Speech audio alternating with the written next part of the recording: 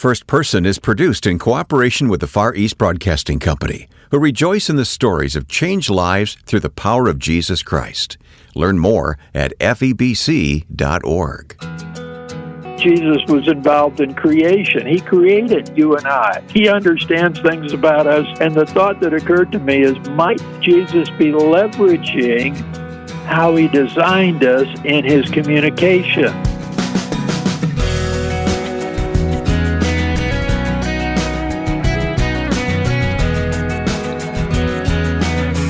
We'll learn to lead by asking questions on this edition of First Person. Stay tuned to find out what that means as we talk with Bob Tiede. I'm Wayne Shepherd, and welcome to First Person. We're here each week with the purpose of talking with people who are following God's call to make a difference in the world. I appreciate that you are listening and hopefully learning from each of our guests as they tell their story. We archive each interview, and they're all available at firstpersoninterview.com to stream anytime. Or please use our free smartphone app to download and listen to programs at your convenience. Check for the free First Person Interview app available for Apple and Android. Now, let's meet this week's guest.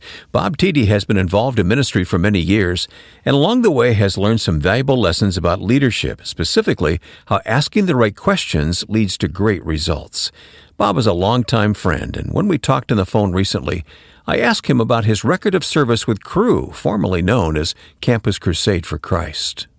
Well, this June marks 53 years, only 53 years, Brother Wayne. You're just getting started, aren't you?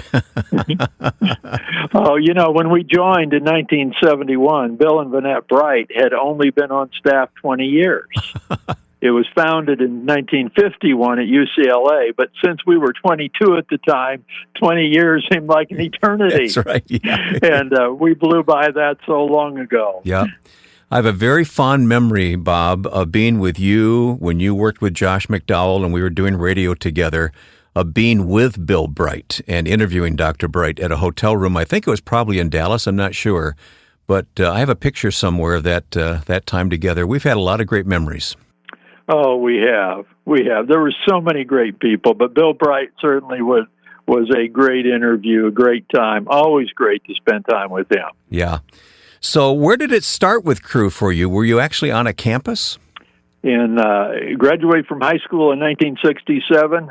That fall, I entered the University of South Dakota. I joined a fraternity, and about 5 or 6 weeks later, coming down on a Monday night for dinner, there was a bunch of fraternity men from Iowa State in our living room. Well, we introduced ourselves, and the dinner bell rang, and we all went in, and our president said, gentlemen, you probably figured out, we have some guests here tonight. These are all fraternity men from Iowa State, and they're involved with a student movement called Campus Crusade for Christ, and they're going to be our Monday evening speakers. And every Monday night, we would have a guest speaker at our fraternity. Well, when dinner was over, we all went in the living room. I still could take you to the exact spot on the floor I was sitting. And 3 of them shared how they'd come to Christ at Iowa State. The 4th one shared the 4 spiritual laws and ended with, if you'd like to pray and invite Jesus into your heart, I'm going to pray a prayer out loud. I invite you to pray along silently. And I remember praying along silently. I had never heard anyone my own age talk about Christ. And the way in which, these were guys that I identified with, but I admired their boldness. I could see that they had a quality of life I didn't think I had. And so that was the start. And then, Wayne, just to continue that, that would have been in October. A staff member with Campus Crusade from Iowa State came back on a follow-up trip and somehow got a hold of me and invited me to go to Chicago to attend the Big Ten Christmas Conference. And so I don't know all the dates of my life, but on December 26, 1967, I got on my first jet plane in Sioux Falls, South Dakota, and flew to Chicago. And it was an incredible week. Now, Wayne is a Cowboy fan. The last day of that conference was December 31st, 1967. which is the date of the infamous Ice Bowl, the coldest game in NFL history. Dallas against Green Bay in Green Bay. Yeah. I think the air temperature, not just, not the wind chill factor, but the air itself was like minus 25. And watched that on a black and white TV. But that night was the final night of the conference, and it was New Year's Eve. And so the conference dinner went on through midnight. But one of the speakers that night said, many of you come from campuses where we have no staff. We wish we had staff to send to all your campuses, but we don't. We're praying that God will call many of you to lead the movements on your campuses. If you're willing to do that, I'm asking you to stand. Wayne, I remember standing. I laugh now. I knew so little. I once heard later that the greatest ability any of us have is availability. Well, that was the only ability I had. But when people ask, how was I called to join the staff of Campus Crusade for Christ, I say, I don't remember an audible voice, but I take them back to that night. And obviously that night I didn't stand to say, hey, I will do this for the next 53 years. Yeah. But it was the first step. And every step since then has happened as a result of the first step of standing that night. Yep. It's a remarkable story, Bob. It really is. And as I mentioned earlier, I got to know you when you were on staff with Josh McDowell. We'll talk about what you're doing today, but those years with Josh were extra special for me, and I'm sure for you. I mean, you were the man, Josh's right-hand guy. Wayne, together we saw God do so many amazing things. When I think of that time, and Wayne, you'd remember well, we met in Julian, California, where Josh lived at the time. Mm-hmm. And Josh this was for the first set of recordings. We would try to record 12, 15 programs over 3 or 4 days, a whole quarter's worth. But we were set to do the very first set. We'd not yet recorded a single program. And Josh had just gotten back from Russia. And so we're drinking coffee in the little kitchenette. And, of course, we're saying, tell us about the trip. And he starts telling us about the trip. Well, 30, 40 minutes later, I remember saying, Josh, we should have recorded this. And we can talk about that. But he said, well, Bob, I thought this was all going to be about parenting. And I said, well, yes. And I said, now, I've never produced a radio program before, but I heard something I really loved, and that was on radio, you can try anything once, and if it doesn't work, it'll literally evaporate into thin air. Well, with the internet, that's no longer true, but in 1990, that was true. That's right. And so we went in, we recorded a bunch of programs related to parenting, but Wayne, one of the programs we recorded was about Josh's time in Russia and the meeting he had with a group of Russian Baptist pastors, where they asked him, could he please help them provide for them in Russian his book, Evidence Demands a Verdict and More Than a Carpenter. And before Josh had left, Wayne, I had sat down because I knew Josh always has a giving heart. I had emptied my wallet, so there was absolutely nothing in my wallet. I handed it to Josh and said, Josh, if I give you all that I have, how much can I give you? He said, well, you have nothing in here. I said, Josh, that represents our Josh McDowell Ministry accounts right now. Ooh. I know you're going to go there and you're going to want to give, but you can't give what we don't have. Mm-hmm. So Josh is sharing, not on the program, but he shared with us. He's hearing my words as he's hearing this request and thinking, I can't respond with nothing. He thinks, Dottie and I, that's his wife, will take out a second mortgage. And he offered them 5,000 copies of each, More Than a Carpenter and Evidence. And when that went through the translator, he saw all these Russian pastors shake their head no. And, they're all conferring in Russian. Josh is waiting for the interpretation.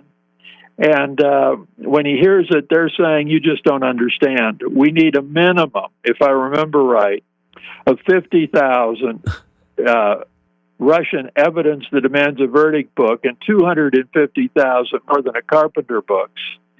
And Josh explained that we're a little ministry. We don't have the resources to do that. But he said, but I'll make this deal with you. If you'll pray, and I'll pray, I'll go back to America and I'll share that need, and we'll see what God does. And Wayne, that's the program we recorded. Yep. And that launched the funding of the Russian ministry. That program aired the first Saturday of March in 1990. And we were told when we launched Josh McDowell Radio that, you need to plan on it taking several years before the income will equal the expense. It's not a get-rich-quick scheme. Well, we aired that program, and I was actually in England when it aired, and my assistant called me and said, guess how much has come in? The end result was 20,000 had come in. I mean, it was like 10 times our expenses. And then when I got back to Dallas, within a few days, I'm flipping channels. This is when you actually had to go up to the TV and flip channels. And I come across a World Vision special on child sponsorship. And I just realized we'd seen this already. And I'm watching a bit. I'm thinking, I bet they buy airtime wherever they can get it and keep running the same program. And I thought, I wonder if you can do that with radio. Well, we called our radio agency, and they said, well, we've never heard of that done, but we don't know of any reason it can't be. And so they sought some airtime. They found it. Wayne, you were the host of Josh McDowell Radio, but all you had to do was change an opening and a closing. Instead of welcome to Josh McDowell Radio, it was welcome to a Josh McDowell Radio special. Instead of you've been listening to Josh McDowell Radio. Now you're letting out all of our secrets here, Bob. Oh, I am. Those were amazing days, no question about it. Over the next 10 years, we took something like over 4,000 or 5,000 American volunteers to Russia on short-term missions. Yep. And today there are more Josh McDowell books in Russian than there are in English. And people say, how can that be? Well, it's because money was raised here from generous believers. Yep. And there they were passed out for free. We'll continue talking with Bob Tiede of Crew coming up on this edition of First Person as you stay with us now. Here's Ed Cannon on the vision for FEBC's weekly podcast. The primary purpose of Until All Have Heard, of course, is to share the experience that FEBC has because we have staff on the ground in so many oppressive places. But in addition to that, we're trying to speak to you in a way that only the kind of testimonies you'll hear from around the globe can do. Discover how the gospel is making a difference around the world. Search for Until All Have Heard on your favorite podcast platform, or hear it online at febc.org. My guest is Bob Tiede. Bob is on the U.S. Leadership Development Team at Crew. He has a blog, leadingwithquestions.com, and several books that we'll mention and list at firstpersoninterview.com. Firstpersoninterview.com. The books are, for instance, Great Leaders Ask Questions, 339 Questions Jesus Asked. Now, that's a great question. There's a little book of big leading questions with questions quotes, 260 questions Paul the Apostle of Christ asked. I'm not the brightest guy, Bob, but I'm sensing a theme here that you're writing about. Oh, yes. And of course, I frequently love to talk, even when I'm talking to secular audiences, I would say, who is one of the greatest communicators ever? And even in a secular audience, somebody will mention Jesus. And I'll say, well, for me, he is the greatest communicator ever. I mean, after all, he started a movement 2,000 years ago that's still signing up recruits today. True. And even if you're, I'll say to a secular, even if you're not a follower of Christ, wouldn't we all do well to see what we could learn from one of the greatest communicators in history? And of course, Wayne, Jesus majored in his communication on two things. He told great stories. He asked great questions. Now, on the question side, Wayne, you and I frequently ask questions because we don't know the answer. That's why we're asking. Mm-hmm. But think about it. Jesus never asked a question because he didn't know the answer. He must have had another reason. You know, you didn't, in my introduction, you didn't share that I'm just a farm boy from South Dakota, and I say you got to keep the fruit on a low-hanging branch for you're me. much more than that.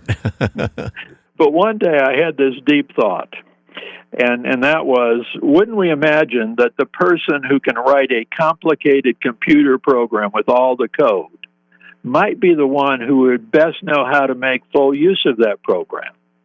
I mean, you and I might use that program. If we sat with the designer, the creator, they might show us a whole bunch of things. We'd say, I didn't know that was there.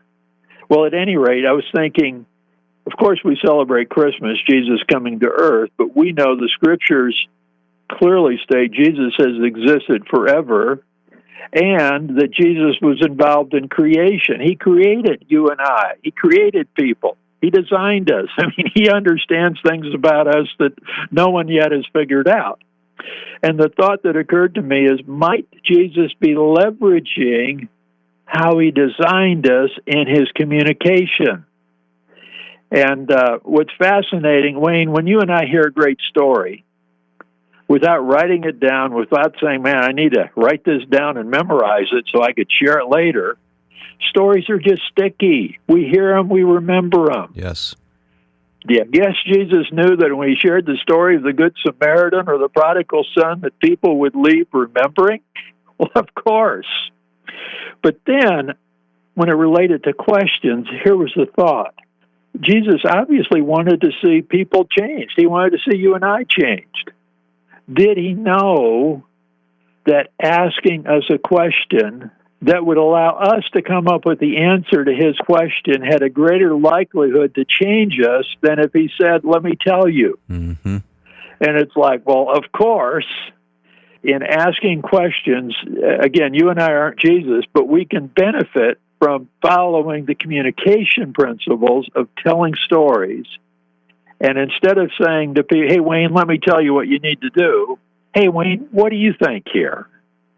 Has a greater likelihood of actually causing change than the, let me tell you. Yeah. So this is how you advise leaders today, is learn how to ask the right kinds of questions in the right way, right? Well, give us some more ideas on how to go about this, Bob. Whenever I speak, I ask the audience, who here would like to learn to lead with questions in 30 seconds? Every hand goes up. And then I pick someone from the audience and pull them up, and as they come up, I say, hey, today it's Wayne. I selected Wayne because I think he has a photographic memory. And they always kind of shake their head like, no, I don't. And I say, I really believe you do. And I say, now, we're going to test this, see if it can happen in 30 seconds. I have a second hand on my watch, so I'll keep time. But the clock will start when I say, here's my first favorite question. I'm going to share all four. I'm going to then say, do you have them memorized? And if you say yes, I'm going to say, share them. So, Wayne, you're my audience today. Okay, all right. So I'm watching my clock. Here we go. Okay. My first favorite question is, what do you think? Uh-huh. Second, what else? Third, what else? Fourth, what else? Wayne, do you have them memorized? Think else, and else. Yeah. And now, usually it gets done in around 15 seconds. I say, wow, I'm going to have to change this to who would like to learn to lead with questions in 15 seconds. But then I look at the audience and say, but some of you look a little skeptical, like you can't ask somebody, what do you think? What else? What else? What else? And I say, well, it's never going to be in that rapid fashion. But on the first question, you're going to add a subject. Hey, what do you think we ought to do about? What do you think we ought to do to take advantage of this opportunity? There'll be some subject. And when you ask, Wayne, the person you ask will answer. Now, before I fully understood this principle, I ask a question, they answer, I moved on. I didn't understand that instinctively, when we're asked a question, again, we're not thinking, this is just instinctive. Mm-hmm. We roll out kind of a safe answer. We're testing the water. I see. And so, Wayne, if I ask you a question, you give me that first answer, mm-hmm. You're kind of testing the waters. And should I say, well, Wayne, that's stupid. Everyone knows that. You're sorry you answered. Next time I'll get nothing. But when I say, wow, Wayne, that's really good. What else? You relax. Think, wow, Bob appreciates this, and I'll get more. Mm-hmm.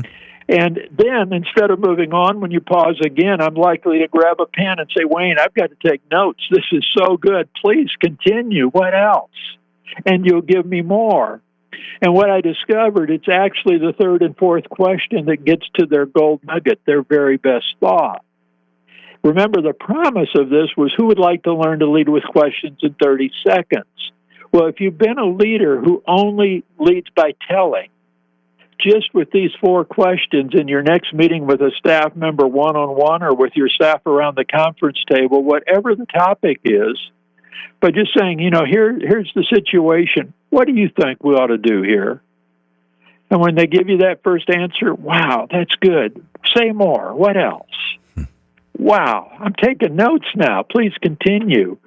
That leader will have moved from being a teller to leading with questions. And Wayne, one of the things that continually amazes me about leading with questions is so many of the best questions are so simple. Right. They're not long, complicated, 2-3 paragraph kind of questions. Thank you. Thank you. Yes, I've learned that as well in radio. Right. You've shared these principles around the world. Do they work everywhere, Bob? They really do, much to my amazement. I mean, Wayne, when I started, I only thought I was writing and sharing for an American audience. And then I began to get requests from different parts of the world where somebody who spoke both English but the language of their country was writing and saying, Bob, what do we have to do to get your book in Spanish? What do we have to do to get your books in Portuguese and in Farsi and in Urdu, which is Pakistan, and Albanian and Chinese, both traditional and simplified. Wayne, every time I'd say, wow, tell me more. I can't name, but it's a closed country, and underground church leadership in that closed country approached me to say, what do we need to do to get your book? And of course, I'm again inquisitive. Why would you want it? And we went ahead, and they then had me over for a wonderful lunch. And after lunch, he said, I've got to show you something. He has a team back there, and he said, they've never done this before. They've translated other books, but they've never done this before. He said, I didn't ask them to put this together. He said, they've done it in our native language, so I'll have to, translate it for you. But they were sharing, in our country, we've always thought of questions as being like gotcha kind of things to embarrass somebody. So we don't ask questions. We haven't seen that questions can be used to build relationships and to pull out positive things. This is so helpful. We've been asking more questions right here in our office of each other, understanding that they can have positive results. Again, I just sat and said, man, praise the Lord. I had no thought of this when I authored it. That's Bob Tiede, and you've been listening to First Person. The books Bob talked about, all about leading with questions, are available as free ebooks. You can find them by following the link we'll provide at firstpersoninterview.com. Take advantage of this great resource by guiding you in asking the right questions. Go to firstpersoninterview.com. And join me in thanking the Far East Broadcasting Company for making these first-person interviews possible each week. FEBC has an army of broadcasters and media specialists who are delivering God's message of hope and salvation to millions each day, always in the heart language of the listener. The Far East Broadcasting Company is an amazing ministry, and you can learn more about how to help by visiting febc.org. Look it up today, febc.org. Now, with thanks to my friend and producer Joe Carlson, I'm Wayne Shepherd. Join us next time for First Person.